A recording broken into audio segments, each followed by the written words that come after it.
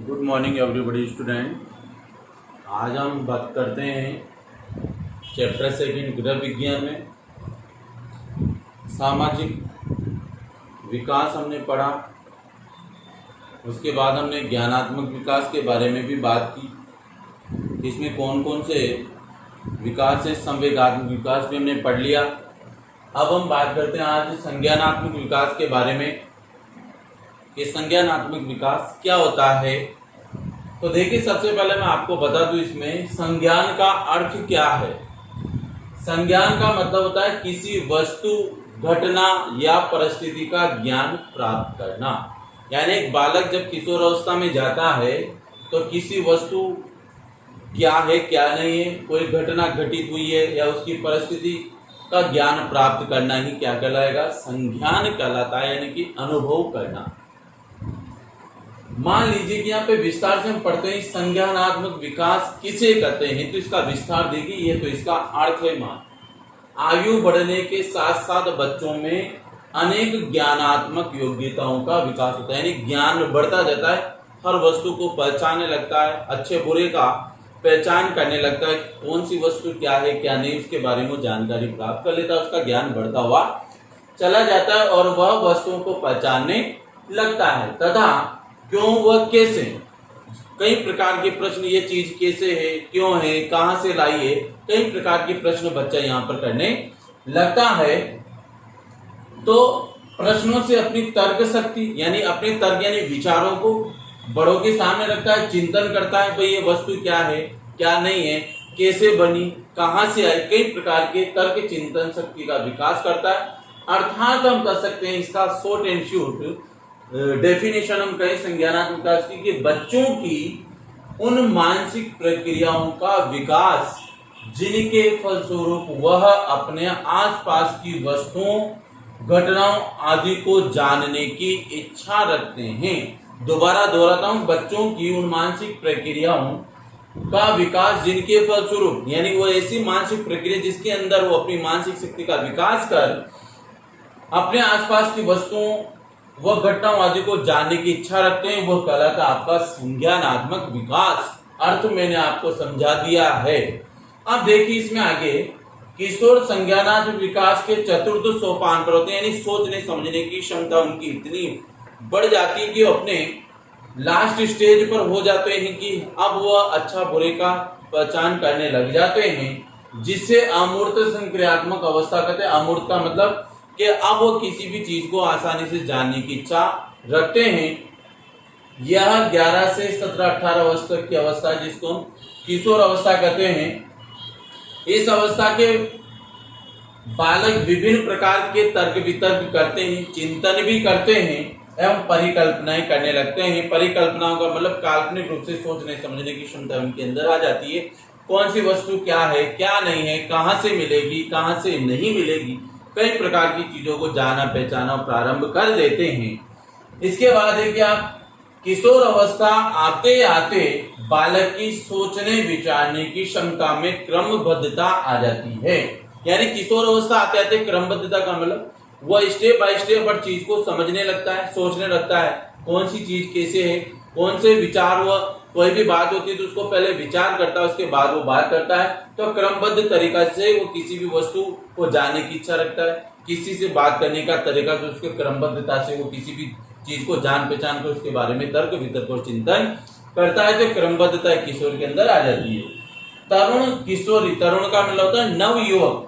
किशोर यानी लड़की की बौद्धिक प्रक्रिया मात्रात्मक होती है, गुणात्मक होती है। वह गुणात्मक व प्रभाव पर आधारित होती है, क्योंकि मात्रात्मक, गुणात्मक और प्रभाव पर आधारित होती है लड़की की बौद्धिक प्रक्रिया। जबकि किशोर एक साथ कई कारकों को जोड़ सकता है, लेकिन लड़की एक साथ कई कारकों को न जोड़ करके वो घर के परिवेश में बंदिश में रहती, वो ज्यादा तर्क वितर्क नहीं करती है। संज्ञानात्मक विकास के कारण एक किशोर में बालकों की तुलना में निम्न परिवर्तन देखे जा सकते हैं।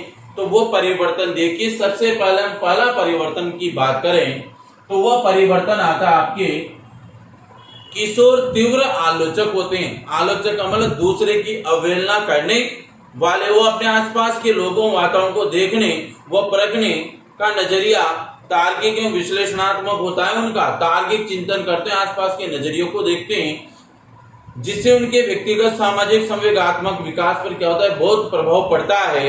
और अपनी आलोचनात्मक प्रकृति के कारण ही किशोर अपने माता पिता, बड़े बुजुर्गों, साथ ही के कमियों को चिन्हित करने लगते हैं कि बड़ों ने, माता पिता ने क्या गलती की, क्या नहीं की, उसको देखने लग जाते हैं। आलोचक का मतलब दूसरे की आलोचना करना, तो ये माता पिता और बड़े बुजुर्गों की क्या करते हैं, उनमें कमियां निकाल करके उनकी आलोचना करने लगते हैं।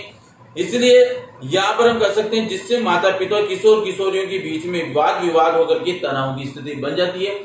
बच्चा कहता है कि मेरी आलोचना न करे, और बच्चा क्या करता है, अपने माता पिता, बड़े बुजुर्गों की आलोचना करता है, तो उन दोनों के बीच में क्या होता है, तनाव उत्पन्न हो जाता है। हमारे भारतीय माता पिता तभी तक बढ़ते किशोरों की आलोचना को सहन नहीं कर पाते तथा उनकी अपने संबंध क्या हो जाते हैं, बिगड़ जाते हैं, क्योंकि माता पिता के बारे में कोई अच्छा बुरा अगर किशोर कहता है तो उनके बीच में क्या होते हैं, संबंध बिगड़ जाते हैं, तनाव उत्पन्न हो जाता है। तो ये स्थितियां तीव्र आलोचक प्रवृत्ति की होती है। किशोर तो संज्ञानात्मक विकास के और बालकों की तुलना में निम्न, तो पहला परिवर्तन तो किशोरों के अंदर आलोचक प्रवृत्ति का होता है, जो माता पिता, बड़े बुजुर्गों की आलोचना करने के साथ साथ उनके संबंध बिगड़ जाते हैं। पहला क्लियर। नंबर 2, किशोर अपने से बड़ों के साथ सहायक बनकर के कार्य करना पसंद बिल्कुल भी नहीं करते। वह नहीं चाहते कि मैं दूसरे के अधीन या नीचे रह करके कार्य करूं, तो ऐसा वह बिल्कुल भी नहीं करते हैं। अपनी बढ़ती आलोचनात्मक क्षमताओं के कारण वे स्वयं के काल्पनिक प्रतिमान स्थापित करते हैं, अर्थात मैं ही हूं सर्वे सर्वा, मैं किसी के नीचे रहकर कार्य नहीं करूं, मैं स्वयं ही अपने कार्यों को संपन्न करूं।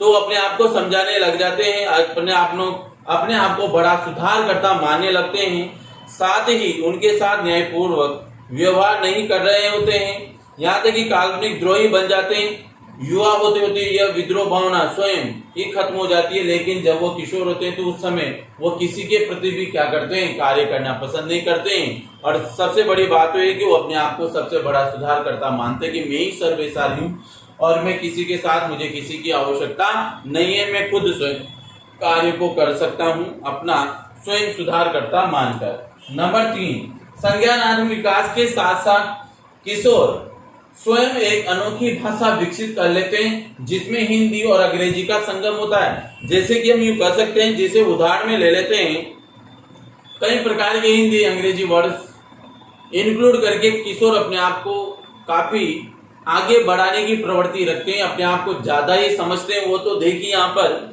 या वो बोलेंगे जैसे let's go for a picnic, बहुत मजा करेंगे। अब देखो इसमें हिंदी, इंग्लिश और कई प्रकार की भाषाओं को उन्होंने समावेशित कर लिया, तो उनको एक भाषा का तार्किक चिंतन करना बिल्कुल भी नहीं आता। जैसे कड़क शिक्षक को भयंकर सदैव डांटते रहने वाले शिक्षक माता पिता को वो बादल या बिजली जैसे कई प्रकार के नाम दे देते हैं, तो वो क्या करते हैं, ऐसे अनोखी भाषाओं के उपनामों से क्या करते हैं, माता पिता, शिक्षक या अन्य लोगों को क्या करते हैं, नाम बिगाड़ने लगते हैं।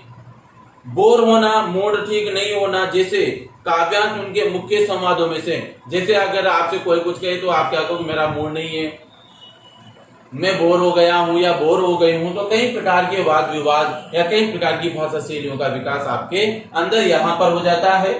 इस प्रकार से इसे कहेंगे कि स्वयं की एक अनोखी भाषा का विकास होना। तो किशोरों के अंदर वो अपने आप पे क्या करते हैं, एक अनोखी भाषा का विकास यहाँ पर कर लेते हैं। इसके बाद नंबर 4 है आपके, किशोर अपने रूप रंग और अपनी आकृति के बारे में बहुत ही जागरूक होते हैं। क्यों? क्योंकि कोई भी किशोर ही चाहता, चाहे लड़की हो कि लड़का हो, कि मैं रूप रंग में कहीं से किसी के बीच में भद्दा लगूं, सुंदर न लगूं। तो कई प्रकार के कारणों को लेकर के वो जागरूक रहते हैं।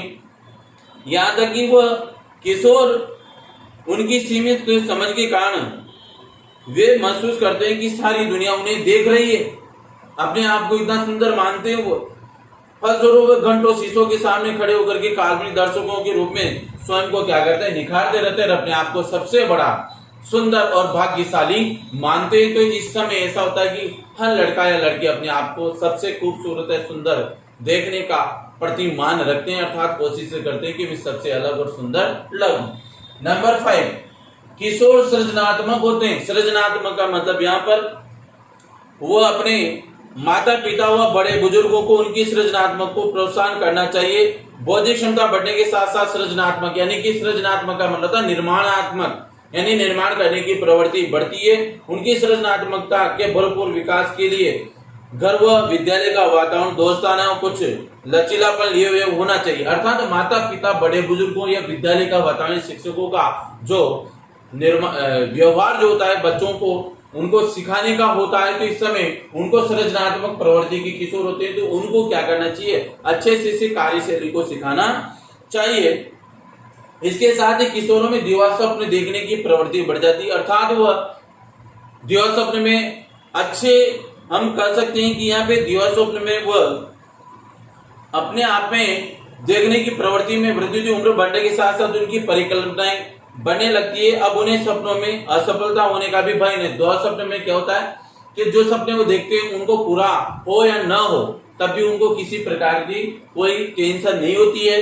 तो दिवा स्वप्न का मतलब है कि एक से अधिक परिकल्पनाओं को पहले ही ढूंढ लेना और उनके बारे में विचार करना। अगर वो सफल नहीं होती तभी वो किसी प्रकार का कोई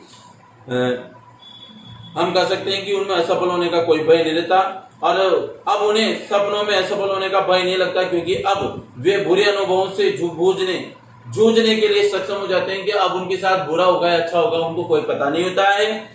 यहाँ तक कि दिवा स्वप्न देखने की प्रवृत्ति के द्वारा वे कल्पनाओं में अपनी समस्याओं के कई संभावित विकल्पों को क्या करते हैं, जांच परखने लगते हैं। दिवा स्वप्न में मतलब आज आपने क्या सोचा, कल के लिए आप क्या विचार कर रहे हो, क्या सपना देख रहे हो, तो वो सफल हो या न हो तब भी आपके ऊपर किसी प्रकार का वो उस बुरे अनुभवों को जूझने के लिए क्या हो जाते हैं, अपने आप को सक्षम हो जाते हैं। अर्थात उनको किसी प्रकार का कोई फिर लेना देना नहीं होता है, चाहे वो कार्य संपन्न हो या न हो, उनके ऊपर किसी प्रकार का कोई प्रभाव नहीं पड़ता है। इसके बाद छठा जो पॉइंट है मैं आपको यहाँ पे क्लियर कर दूं, वो मैंने यहाँ पे लिखा हुआ नहीं है कि किशोरों में बौद्धिक विकास के साथ साथ दीर्घावधि, बौद्धिक विकास का मतलब बुद्धि के विकास के साथ साथ दीर्घावधि नहीं लंबी अवधि मूल्य भी निश्चित होने लगते हैं। उम्र बढ़ने के साथ साथ स्वार्थ व आत्मभाव की भावनाएं क्या होती है, कम होने लगती है। यानी किशोरों में स्वार्थ की भावनाएं खत्म हो जाती है, वो अपने आप की ने सोच करके सबकी सोचने लग जाते हैं।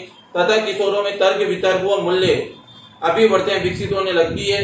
इसमें वह आत्मविश्वास, प्रतिस्पर्धा तथा स्वतंत्रता की दीर्घावधि मूल्य स्थापित करने में सक्षम हो जाते हैं। इस प्रकार से किशोरों के अंदर किसी प्रकार की हीन भावना दूसरे किशोरों के प्रति उत्पन्न नहीं होती है। तो ये थे हमारे संज्ञानात्मक विकास के कारण किशोरों में बालकों की तुलना में निम्न परिवर्तन, जो कि हमने 7 पॉइंट समझाए मैंने आपको, तो आपको समझ में आ गए होंगे। 6 पॉइंट है।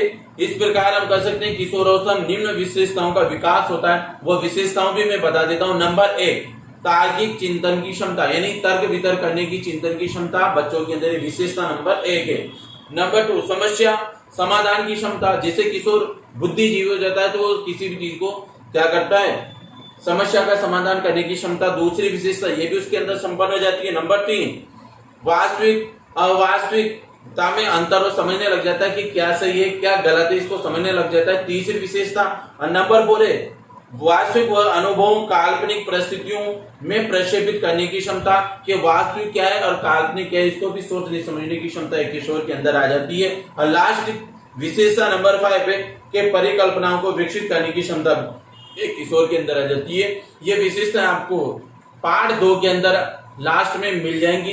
5 विशेषताएं जो कि मैंने आपको क्लियर कर दी है। और ये संज्ञानात्मक विकास के कारण किशोरों में बालकों की तुलना में जो परिवर्तन होते हैं भी मैंने आपको समझा दिए। इसी के साथ ये चैप्टर समाप्त होता है। इस पूरे टॉपिक यानी तीनों सामाजिक, ज्ञानात्मक और संज्ञानात्मक विकास में आपको मैंने पूर्णतः इस अध्याय को संपन्न करा दिया है। आपको समझ में आ गया होगा। वैसे अगर समझ में नहीं आता है तो आप मुझसे पूछ सकते हैं। थैंक यू, धन्यवाद।